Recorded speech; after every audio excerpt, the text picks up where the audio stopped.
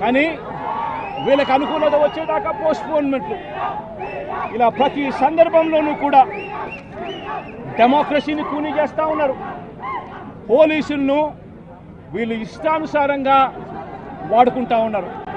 నేను ఇవాళ ఒకటే చెప్తా ఉన్నా, ప్రతి పోలీసు వ్యక్తికి కూడా చెప్తా ఉన్నా, మీ టోపీ మీద ఉన్న 3 సింహాలకు కనిపించే ఆ సింహాలకు సెల్యూట్ కొట్టడం మొదలుపెట్టండి. తెలుగుదేశం పార్టీ నాయకులకు సెల్యూట్ కొట్టడం మొదలుపెట్టి, వీళ్ళు చెప్పినట్టుగా చేయడం మొదలుపెట్టి, అన్యాయాలు చేయడం మొదలు పెడితే మాత్రం ఎల్లకాలము తెలుగుదేశం పార్టీ ప్రభుత్వమే ఉండదు అని చెప్పి ఇవాళ ప్రతి అధికారికి కూడా నేను తెలియజేస్తా ఉన్నా. రేపొద్దున మళ్ళీ మా అధికారం వస్తుంది. వచ్చినప్పుడు అన్యాయం చేసిన వీళ్ళందరినీ, వీళ్ళ అధికారులందరినీ, అన్యాయం చేసిన ఈ నాయకులందరినీ కూడా బట్టలు కూడా తీసి నిలబెడతామని చెప్పి కూడా ఈ సందర్భంగా తెలియజేస్తా ఉన్నాను. ఎవడిని వదిలిపెట్టేది ఉండదు. ఇదే వంశీని అరెస్ట్ చేసేటప్పుడు సిఐ అన్నాడట, నేను 1.5 సంవత్సరంలో రిటైర్ అయిపోతాను అని చెప్పి. రిటైర్ అయిపోయినా కూడా, సప్త సముద్రాల అవతల ఉన్నా కూడా మొత్తం అందరినీ కూడా పిలిపిస్తామని చెప్పి కూడా ఈ సందర్భంగా చెప్తా ఉన్నా. చట్టం ముందు నిలబడేట్టుగా చేస్తాం, బట్టలు ఊడదీస్తాం, న్యాయం జరిగేట్టుగా చేస్తాం అని ప్రతి ఒక్కరికి కూడా తెలియజేస్తా ఉన్నాం. ఈ మాదిరిగా అన్యాయం చేయడం మొదలు పెడితే మాత్రం ఖచ్చితంగా ప్రజలు, దేవుడు ఇద్దరు కూడా వీళ్ళను శిక్షించే కార్యక్రమం ఖచ్చితంగా జరుగుతుందని చెప్పి సందర్భంగా మరొక్కసారి వీళ్ళందరికీ కూడా చెప్తా ఉన్నాం. అన్యాయంలో భాగస్వాములు కావద్దండి. మీ టోపీ మీద ఉన్న సింహాలను గౌరవించండి, వాటికి సెల్యూట్ కొట్టండి, మీ వ్యక్తిత్వాన్ని కాపాడుకోండి అని చెప్పి ఈ ప్రతి అధికారికి కూడా ఈ సందర్భంగా తెలియజేస్తా ఉన్నాం. సెలెక్టివ్గా కొంతమంది లీడర్స్ని టార్గెట్ చేసి అరెస్ట్ చేస్తూ ఉన్నారు. దాన్ని ఎట్లా చూస్తారు? మన పేరుని కానీ ఇవాళ వంశీ, ఇటీవల కొంతమంది అరెస్ట్, నంది సురేష్, ఇట్లా దాన్ని ఎలా చూడాలి? ప్రజాస్వామ్యం కూలిపోతా ఉంది అని చెప్పడానికి ఇవన్నీ నిదర్శనాలు. ప్రతి కేసు ఇల్లీగల్ కేసే. ప్రతి కేసులోనూ కూడా వీళ్ళే బెదిరిస్తూ ఉన్నారు, అవతలోడు బెదిరిస్తూ ఉన్నాడు అని చెప్పి వీళ్ళే కేసులు పెడతా ఉన్నారు. అసలు బెదిరించేది ఎవరిని బెదిరిస్తూ ఉన్నారు? ప్రతి విషయంలోనూ వీళ్ళే. పారిశ్రామికవేత్తలను వదలడం లేదు, రాజకీయ నాయకులను వదిలిపెట్టడం లేదు. ప్రతి ఒక్కరిని కూడా వీళ్ళే బెదిరిస్తూ ఉన్నారు, అవతలోడు బెదిరించినాడు అని చెప్పి మళ్ళీ ఎదురు కేసులు పెడతా ఉన్నారు.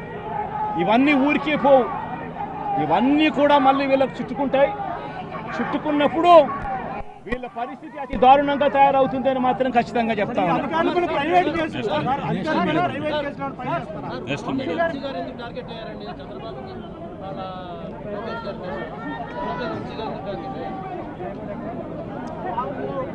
వంశీని ఎందుకు టార్గెట్ చేస్తూ ఉన్నారు అనేది చంద్రబాబు నాయుడు గారికి వంశీని చూస్తే తన సామాజిక వర్గం నుంచి ఒక వ్యక్తి ఎదుగుతున్నాడు, చంద్రబాబు నాయుడు గారి కన్నా గ్లామరస్గా ఉన్నాడు, లోకేష్ గారి కన్నా గ్లామరస్గా ఉన్నాడు, ఒక మనిషి ఎదుగుతున్నాడు అని అంటే తట్టుకోలేడు తన సామాజిక వర్గంలోనే. అందుకనే కొడాలి నేను చూసినా ఆ మనిషికి జీర్ణించుకోలేని ఆక్రోశము, వంశీని చూసినా కూడా జీర్ణించుకోలేని ఆక్రోశము. ఎందుకంటే చంద్రబాబు నాయుడు గారి కన్నా చక్కగా ఉంటారు కాబట్టి వీళ్ళిద్దరు. అవినాష్ కూడా పాపం ఎప్పుడో ఒకసారి టార్గెట్ అవుతాడు, ఎందుకంటే లోకేష్ కన్నా చక్కగా ఉన్నాడు కాబట్టి. ఇది చంద్రబాబు నాయుడు గారి మనస్తత్వం. ఆయన కొడుకు ఆ సామాజిక వర్గంలో వాళ్ళు మాత్రమే లీడర్లు.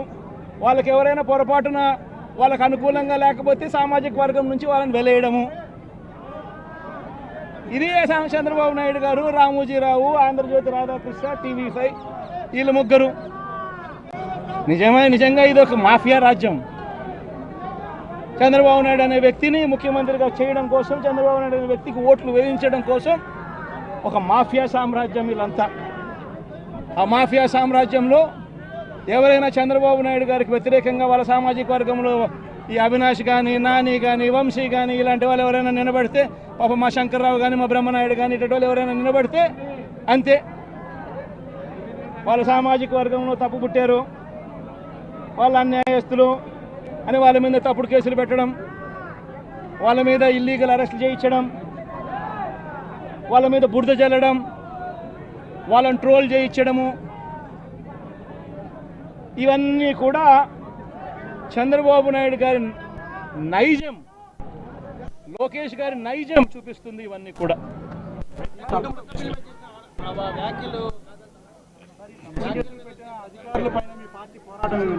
In fact, a few words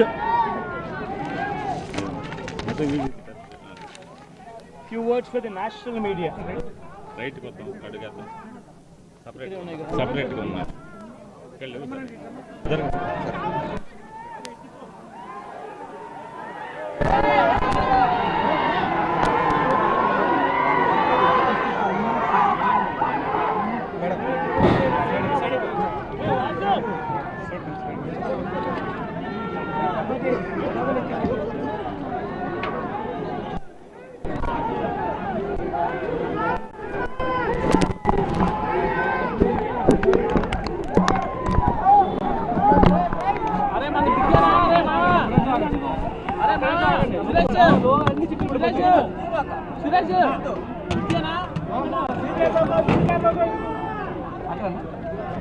నూతన జడ్జి గారి సమక్షంలో వంశీ సత్యవర్ధన్ అనే వ్యక్తి వంశీ ఎలాంటి తప్పు చేయలేదు అని చెప్పినప్పటికీ కూడా వంశీ మీద తప్పుడు కేసులు ఈరోజు బనాయించడం జరిగింది.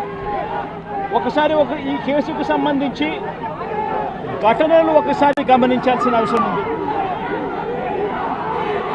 ఫిబ్రవరి 19వ తారీఖున 2023 మంగళగిరిలో టీడీపీ హెడ్ ఆఫీసులో పట్టాభి అనే వ్యక్తి చేత వంశీ మీద భరించలేని విధంగా బూతులు తిట్టించారు చంద్రబాబు నాయుడు గారు. మంగళగిరి తెలుగుదేశం పార్టీ హెడ్ ఆఫీసులో ఫిబ్రవరి 19, 2023 పట్టాభి అనే వ్యక్తి రెచ్చగొడుతూ వంశీని తిడుతూ ఫిబ్రవరి 19వ తారీఖున తాను మాట్లాడిన మాటలు. ఫిబ్రవరి 19, 23 వాడో పిల్ల సైకో, నేనే గన్నవరం వెళ్తా, ఎవడేం పీకుతాడో చూస్తా, ఆ వంశీ సంగతి తేలుస్తా, నియోజకవర్గంలో నుంచి బయటికి విసిరేస్తా అంటూ గన్నవరం ఎమ్మెల్యే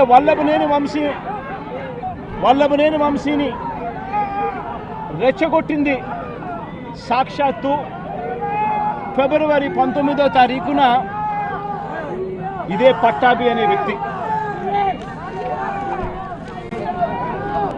అంతటితో ఆగకుండా ఫిబ్రవరి 20వ తారీఖున అంటే మరుసటి రోజు చంద్రబాబు గారు పట్టాభిని నేరుగా గన్నవరంకే పంపారు. గన్నవరంకే పంపి గన్నవరంలో ఆయన అక్కడికి వెళ్ళి గన్నవరంలో మళ్ళీ ప్రెస్ మీట్ పెట్టి మళ్ళీ వంశీని మళ్ళీ తిట్టి అదే గన్నవరంలో చుట్టుపక్కల ప్రాంతాల నుంచి తాను పోగేసిన మనుషులను తాను వెంట పెట్టుకుని ప్రెస్ మీట్లో మళ్ళీ మరొకసారి వంశీని తిట్టి ఒక ప్రొసెషన్గా వైఎస్ఆర్సీపీ ఆఫీసును అటాక్ చేయడం కోసం ఫిబ్రవరి 20వ తారీఖున ఇదే పట్టాభి బయలుదేరిన ఈ ఘటనలో ఇదే పట్టాభి ఫిబ్రవరి 20వ తారీఖున వైసీపీ ఆఫీసుకు తాను మనుషులతో ప్రొసెషన్గా తాను అక్కడికి వెళ్ళి ఆ రోజు పార్టీ బయట ఉన్న ఒక దళిత సర్పంచ్ సీనయ్య అనే వ్యక్తిని కూడా పట్టాభి వాళ్ళ మనుషులు దాడి కూడా చేయడం జరిగింది. ఈ దాడి జరుగుతా ఉన్న నేపథ్యంలో ఉద్రిక్తతల మధ్య పోలీసులు కూడా నిర్వహించేదానికి విశ్వ ప్రయత్నం కూడా చేశారు. ఆ విశ్వ ప్రయత్నంలో సిఐ కనకారావు, ఈయన కూడా దళితుడే, సిఐ కనకారావు తల పగలగొట్టి నిరోధించే కార్యక్రమంలో సిఐ కనకారావు తల కూడా ఇదే అల్లరి మూకలు పట్టాభి నేతృత్వంలో ఇదే అల్లరి మూకలు తల కూడా పగలగొట్టారు. ఇలాంటి ఉద్రిక్తతల మధ్య ప్రతిచర్యగా తెలుగుదేశం పార్టీ వాళ్ళు ఇటువైపున రావడం, ప్రతిచర్యగా వైసీపీ వాళ్ళు కూడా అటువైపున వెళ్ళే కార్యక్రమం జరగడం, ఈ ఘటన జరిగింది. రెండు వైపులా ఆ రోజు పోలీసులు కేసు పెట్టారు. వైసీపీ ప్రభుత్వం అధికారంలో ఉంది, అయినా కూడా వన్ సైడెడ్గా కేసులు వాళ్ళ మీద పెట్టలేదు. రెండు వైపులా కేసులు పెట్టారు, రెండు వైపులా ఉన్న వాళ్ళ మీద కేసులు పెట్టారు.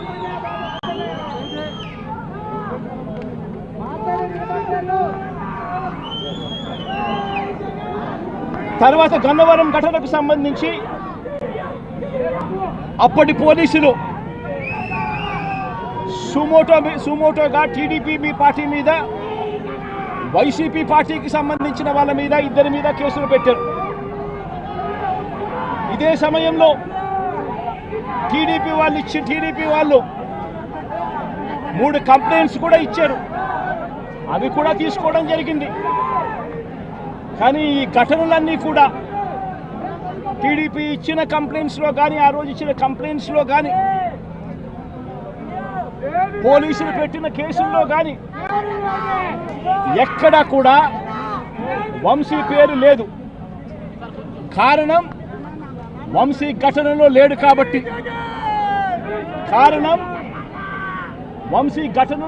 కాబట్టి, ఘటనా స్థలంలో తాను లేడు కాబట్టి వంశీ పేరు ఎక్కడ ఎవరు కూడా చెప్పలేదు. తెలుగుదేశం పార్టీ ఇచ్చిన కంప్లైంట్స్లో కానీ, పోలీసులు పెట్టిన కేసుల్లో కానీ ఫిబ్రవరి 22వ తారీఖున, అంటే ఫిబ్రవరి 20వ తారీఖున ఇది జరిగింది. ఇది జరిగిన 2 రోజుల తర్వాత గన్నవరం టీడీపీ ఆఫీస్ ఆపరేటర్గా, డేటా ఎంట్రీ ఆపరేటర్గా పనిచేస్తా ఉన్న సత్యవర్ధన్ అనే ఈ దళిత యువకుడిని మంగళగిరిలోని టీడీపీ ఆఫీసుకు చంద్రబాబు నాయుడు గారు మనుషులను పిలిపించుకొని ఈ సత్యవర్ధన్ అనే వ్యక్తి ద్వారా మరో కంప్లైంట్ కూడా ఇప్పించారు. తెల్లటి కాగితం మీద ఆయనతో సంతకం తీసుకొని మరో కంప్లైంట్ కూడా ఇప్పించారు. దాని ఆధారంగా ఎస్టీ ఎస్టీ కేసు కూడా పెట్టారు. కానీ ఆ ఇచ్చిన ఆ కేసులో కూడా, ఆ సత్యవర్ధన్ ఇచ్చిన ఆ కేసులో కూడా అప్పటికి కూడా వంశీ పేరు ఎక్కడా కూడా లేదు. కారణం వంశీ అక్కడ లేడు కాబట్టి, ఘటనా స్థలంలో లేడు కాబట్టి. ఫిబ్రవరి 23వ తారీఖున సత్యవర్ధన్ నుంచి పోలీసులు ఫిబ్రవరి 23, 2023 పోలీసులు ఇదే సత్యవర్ధన్ దగ్గర నుంచి 161 స్టేట్మెంట్ కూడా తీసుకున్నారు. ఆ స్టేట్మెంట్లో, సత్యవర్ధన్ ఇచ్చిన స్టేట్మెంట్లో కూడా ఎక్కడా కూడా వంశీ పేరు ఎక్కడా లేదు. సత్యవర్ధన్ అనే వ్యక్తి ఆ 161 స్టేట్మెంట్లో, పోలీసులకు ఇచ్చిన 161 స్టేట్మెంట్లో తనని ఎవరూ తిట్టలేదని కూడా చెప్పాడు. తాను ఘటన జరిగినప్పుడు తాను అక్కడి నుంచి వెళ్ళిపోయానని కూడా చెప్పాడు. తర్వాత టీడీపీ ప్రభుత్వం రాగానే వంశీని టార్గెట్ చేయడం మొదలుపెట్టారు. జూలై 10, 2024న ఈ కేసును మళ్ళీ రీఓపెన్ చేశారు. రీఓపెన్ చేసి ఆశ్చర్యం కలిగించే విషయం ఏమి తెలుసా? ఇదే సత్యవర్ధన్ అనే వ్యక్తిని తెలుగుదేశం పార్టీ ప్రభుత్వం అధికారంలోకి వచ్చిన తర్వాత మళ్ళీ ఇదే సత్యవర్ధన్ అనే వ్యక్తి దగ్గర నుంచి మళ్ళీ 161 స్టేట్మెంట్ మళ్ళీ తీసుకున్నారు. రెండోసారి కేసు రీఓపెన్ చేసి తెలుగుదేశం పార్టీ అధికారంలోకి వచ్చిన తర్వాత ఆ రెండోసారి ఇచ్చిన 161 స్టేట్మెంట్లో కూడా సత్యవర్ధన్ ఇవే మాటలే మాట్లాడాడు. నన్ను ఎవరు తిట్టలేదని, వంశీ అక్కడ లేడు అని, తన ఘటనా స్థలం జరిగినప్పుడే తను అక్కడి నుంచి వెళ్ళిపోయాడు, అదే మాటలే మాట్లాడాడు. పోలీసులు చంద్రబాబు నాయుడు గారి ప్రభుత్వంలో తీసుకున్న 161 స్టేట్మెంట్లో కూడా తర్వాత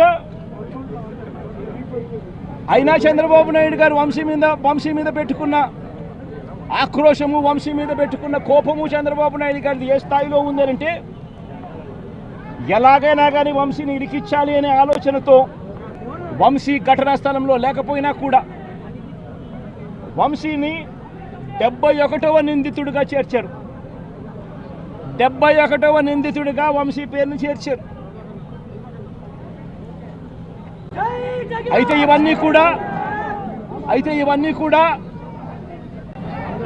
ఇవన్నీ కూడా బెయిలబుల్ అఫెన్సులు కాబట్టి బెయిల్ కోసం వంశీ హైకోర్టుకు యాంటిసిపేటరీ బెయిల్ కోసం వంశీ హైకోర్టును ఆశ్రయించాడు. కాబట్టి చంద్రబాబు నాయుడు గారు ఎట్టి పరిస్థితుల్లోనూ వంశీని అరెస్ట్ చేయాలనే ఉద్దేశంతో, బెయిల్ రాకూడదు అన్న ఉద్దేశంతో చంద్రబాబు నాయుడు గారు కుట్రను ఇంకా ముందుకు తీసుకెళ్లారు.